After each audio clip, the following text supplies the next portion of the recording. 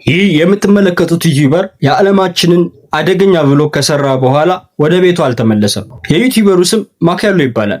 የ24 ዓመት ወጣት ሲሆን የሚኖረውም በአሪዞና ነው። ይህ ዩቲዩበር ወንድማችን በጣም ሞኝና አደገኛ ሰው ነው። ራሱን ከሌሎች ሰዎች ለየት አድርጎ ነው የሚመለከተው። የተለያዩ አደገኛ ቦታዎችን በመዞር ይታወቃል። ልክ እንደኛው ሀገር አቤል ብርሃኑ ወይም አቤል የወይኗ ልጅ በጣም የሚያስደስቱ የሚያዝናኑ ቦታዎችን ሳይሆን በጣም አደገኛና ለህይወቱ በጣም አስጊ ወደ ተባሉ ቦታዎች ነው የሚሄደው። በዚህ አጋጣሚ አቤል የወይኗ ልጅ በጣም አደንቀዋለሁና ለወደፊት ሳድግ እሱም መሆን ነው የምፈልገው፣ ማለቴ በሀብት። ወደ ጉዳያችንም ስንመለስ ይህ አደገኛ ዩቲዩበር አንድ ቀን ከባድ የሆነ ትሪፕ ለማድረግ ወይም വ്ሎግ ለመስራት ይወስናል። ይህን വ്ሎግ በጣም ልዩ የሚያደርገው በጣም አደገኛና በህግ ወደ ተከለከለበት ቦታ ለመሄድ በማሰቡ ነው። ለመሄድም የወሰነበት ቦታ ኖርዝ ሴንቲናል አይላንድ ይባላል። ወደዛች ቦታ ማንም ሰው መሄድ አይችልም፣ ምክንያቱም የህንድ መንግስት ወደዛች ቦታ ማንም ሰው እንዳይሄድ ከልክሏልና። ነገር ግን ይህ እብድ ዩቲዩበር ወደዛች ቦታ ለመሄድ ይወስናል። ይህ በፎቶ የምትመለከቱት ቦታ ትክክለኛው የሴንትራል አይላንድ ፎቶ ነው። ይህ ቦታ ከምታስቡት በላይ በጣም ሪሞት ኤሪያ፣ ለብዙ ዘመናትም ከተቀረው ዓለም ተነጥለው ብቻቸውን የኖሩ ማህበረሰቦች የሚገኙበት ቦታ ነው። የህዝብ ቁጥራቸውም በግልጽ ባይታወቅም ከ50 እስከ 500 ይሆናሉ ተብሎ ይታሰባል። ምክንያቱም በጣም ገለልተኛና አስፈሪ ቦታ ስለሆነ በግልጽ ማወቅ አልተቻለም። ወደዛች አይዝላንድ በ3 ማይል እንኳን መጠጋት አይቻልም፣ በህግ የተከለከለ ነው። ከ3 ዓመት እስከ 5 ዓመት ሊያስቀጣ ይችላል። በዚህ ምክንያት ስለ ቦታው በቂ የሆነ ዶክመንተሪ ወይም በቂ የሆነ መረጃ ማግኘት አይቻልም ከአንዳንድ ፎቶዎች፣ ፉቴጆች እና አንዳንድ ቪዲዮዎች በስተቀር። ሌላው አስገራሚው ነገር እዚያ አካባቢ የሚኖሩ ሰዎች በምን እንደሚግባቡ ራሱ ማወቅ አልተቻለም። ይህም ከተቀረው ዓለም በጣም ተገለው እንደሚኖሩ ያሳብቅባቸዋል። ነገር ግን ይህ እብዱ ዩቲዩበር ወደዛች ቦታ ለመሄድና እዚያው ብሎግ ለመስራት ይወሰናል። ቆይ ከዛ በፊት ለምንድን ነው ኖርዝ ሴንቲናል አይላንድ መሄድ የተከለከለው ብላችሁ ጥያቄ አልጠየቃችሁ? አንደኛውና ዋነኛው ምክንያት እዚያ የሚኖሩ ጎሳዎች በጣም አደገኛና ቀስተኛ ናቸው።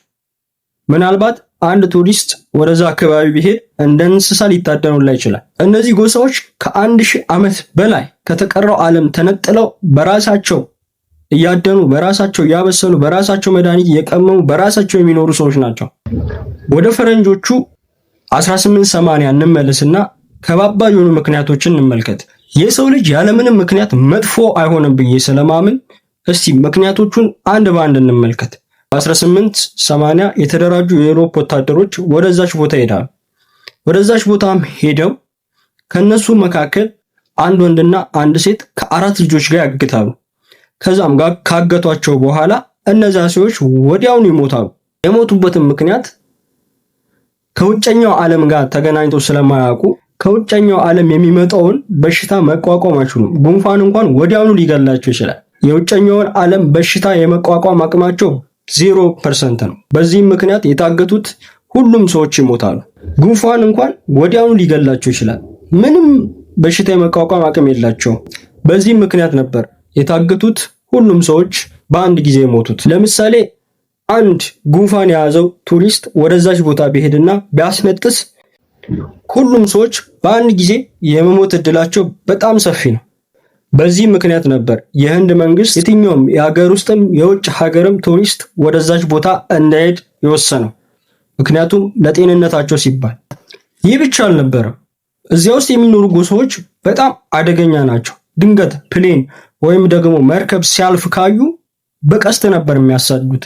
ምክንያቱም ጥቁር ጠባሳ ስለነበረባቸው የተቀረውን ዓለም እንደ ጠላት ነው የሚመለከቱት። ወደዛ ቦታ ሄድክ ማለት ሞትክ ማለት ነው። ይህ በእንዲህ እንዳለ በ2018 አንድ አሜሪካዊ ተጓዥ ወደዛ ቦታ ሄዶ ነበር። ነገር ግን የአካባቢው ጎሳዎች እንዳልነበር አድርገው ገለው አቃጥለውታል። ይህ አሜሪካዊ ክርስቲያን ሚሽነሪ ነበር፣ ጆን አለን። ይህም ሰው በህገወጥ መንገድ ወደዛች ቦታ ሄዳል። የእሱ ዋና ሀሳብ ወንጌልን በመስበክ ሁሉንም ወደ ክርስትና መለወጥ ነበር። ነገር ግን ድንገት ከሩቅ አይተው ሲያሳዱት ከዚያ ቦታ ለመጀመሪያ ጊዜ ያመልጣል። ነገር ግን በዚህ አላበቃም። ተመልሶ ለሁለተኛ ጊዜ ይመጣል። በዚህ ሰዓት ግን ባይብል በእጁ ይዞ ነበር። ከአካባቢ ጎሳዎች ጋር ለመግባባት ይሞክር ነበር። የዛን ሰዓት ቀስት ገትረው ይወረውሩበታል። ከዚያም ድንገት ባይብሉን ይወገዋል። ለጥቂትም ያመልጥና እንደገና ከቦታው ይሰወራል። የሚገርመው ግን ለሶስተኛ ጊዜ ተመልሶ ይመጣል። በዚህኛው ግን በቀስት ቂጡን ይወጉትና ይገሉታል። ከዚያም ያቃጥሉታል። የኔ ዋናው ፖይንት ኖርዝ ሴንቲነል አይላንድ የተሰወረች ቦታ ነች እያልኳችሁ ሳይሆን ወደዛች ቦታ ማንም እንዳይመጣባቸው የሚፈልጉ ጎሳዎች ያሉባት፣ በጣም አደገኛ የሆኑ ጎሳዎች ያሉባት፣ ውጨኛውን ዓለም ጨምሮ የራሷ የህንድ መንግስት እንኳን ወደዛች ቦታ መሄድ የተከለከለበት በጣም አደገኛ ቦታ እንደሆነች ልነግራችሁ። ወደ ማይካሉ እንመለስ። ማይካሉ ከዚህ የተለየ እቅድ አውጥቷል። ሴንቲነል አይላንድ በጣም ለብሎግ የተመቸሽ ቦታ እንደሆነች ያምናል። ከዩኤስኤም ተነስቶ ወደ ሌላኛው የህንድ ጠረፍ አይላንድ ይሄዳል። በጣም ለሴንቲነል አይላንድ የተቃረበች ቦታ ነበረች። እዚያም ያርፋል። የሚያስፈልጉትን ነገሮች ሁሉ ያስተካክላል።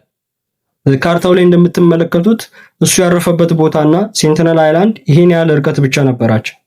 እዛው ደሴት ላይ ሆቴል ይዛል፣ ጀልባ ያዘጋጃል። ከዚያም ደግሞ የሚንሸራተቱ ካይክ ያዘጋጅና ለመሄድ ይወስናል። ከዚያም ድንገት ይነሳና ወደ ውሃ ውስጥ ሊገባ ሲል የሆቴሉ ሰራተኞች ድንገት ያዩትና እየጨው ወደዛች ቦታ መሄድ በሕግ የተከለከለ እንደሆነ ነገሮት ያስቆሙታል። ከዚያም በኋላ ወደ ቤቱ ይመለሳል፣ ወደ ሀገሩ ማለት ነው። መች በዚያ በቃና በ25 ወደ ህንድም ይመለስና ለአይላንዷ አቅራቢያ ወደ ሆነ ቦታ ይደርሳል። እዚያም አካባቢ ይከራይና ይቆያል። በዚህን ጊዜ ግን ሌላ እቅድ ያወጣል። እንደባለፈው ካይክ አልተጠቀመም ነበር። እቺን የምትመለከቷትን ዘመናዊ ጀልባ ብቻ ነበር የተጠቀመው። ነገር ግን ጀልባዋ ሞተር አልነበራት።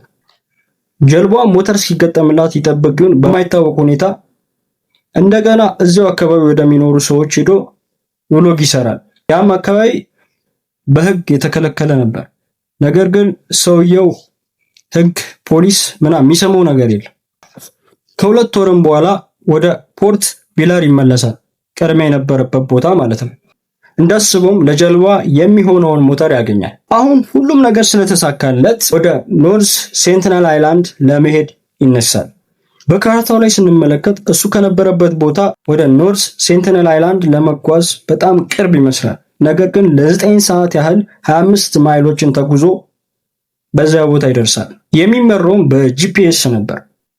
እዚያ ቦታ ከደረሰ በኋላ ጀልባውን አቁሞ ወደ አይላንዱ ይገባል። ነገር ግን የሴንቲነል አይላንድ ህዝቦች የቱ ጋር እንዳሉ ማወቅ አይችልም፣ ምክንያቱም አይላንዷ በጣም ሰፊ ስለነበረች።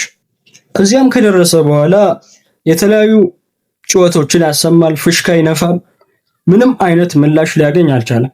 ቦታው በጣም ጸጥ ረጋ ያለ ቦታ ነበር። ከዚያም እየፎከረ እየተዝናና እየጨወ እኔ ብቻ ነኝ ለመጀመሪያ ጊዜ እዚህ የተገኘሁት የመጀመሪያው ዩቲዩበር ምናምን እያለ እየተዝናና ራሱን እየቀረጸ እዛ ቦታ ይቆያል። ነገር ግን ምንም ምላሽ አሁንም ሊያገኝ አልቻለም። ደጋግሞ ራሱን ጀግና እንደሆነ እየጨወ እየተናገረ እዚያ ቦታ ላይ የተሯሯጠ ብዙ ነገር ቢያደርግም ምንም አይነት ጎሳ ሊገኝ አልቻለም።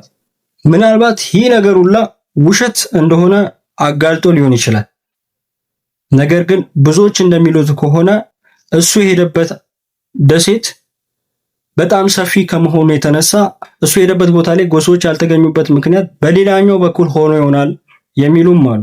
ነገር ግን ዩቲዩበር ማንንም ሳያገኝ እዛው ቦታ ላይ ኮኮናትና ኮካ አስቀምጦ አሸዋ ለማስታወሻነት ይዞ እንደገና ወደ መጣበት ቦታ መመለስ ይጀምራል።